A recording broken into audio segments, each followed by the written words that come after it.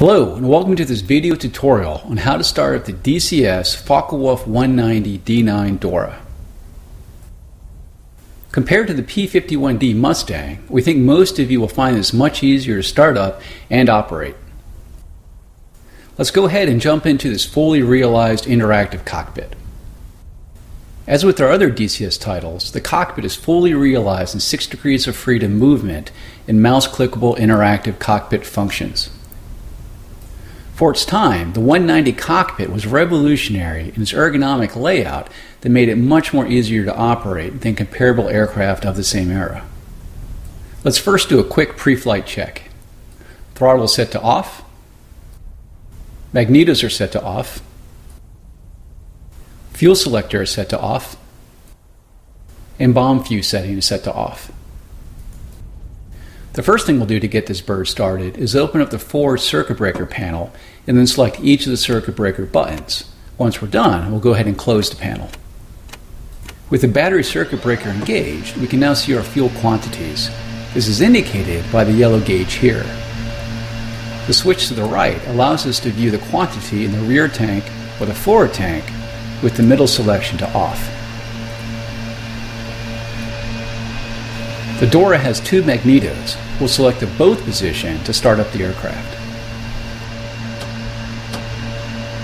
We'll now move the fuel feed selector lever to the top position such that it'll draw from both the forward and rear tanks. We'll now work the hand crank to go ahead and close the canopy.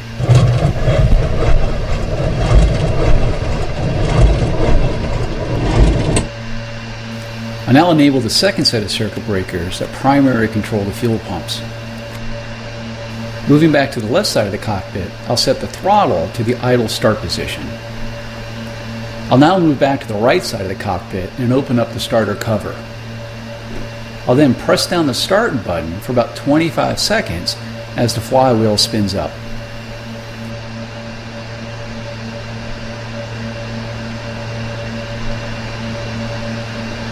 After about 25 seconds, I'll release the button and pull it up to engage engine start. I'll keep holding it up until I hear the engine catch.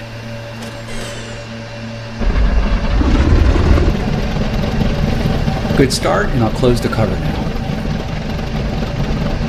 I'll now engage oxygen flow by rotating the dial here, and then verify that with both of the gauges. I can adjust my cockpit gauge lighting with the dial here. I'll now set my flaps to takeoff position by pressing the center yellow button here. During takeoff, you want your elevator trim set to 0 as indicated by the gauge here. Adjust your elevator trim with the elevator trim switch.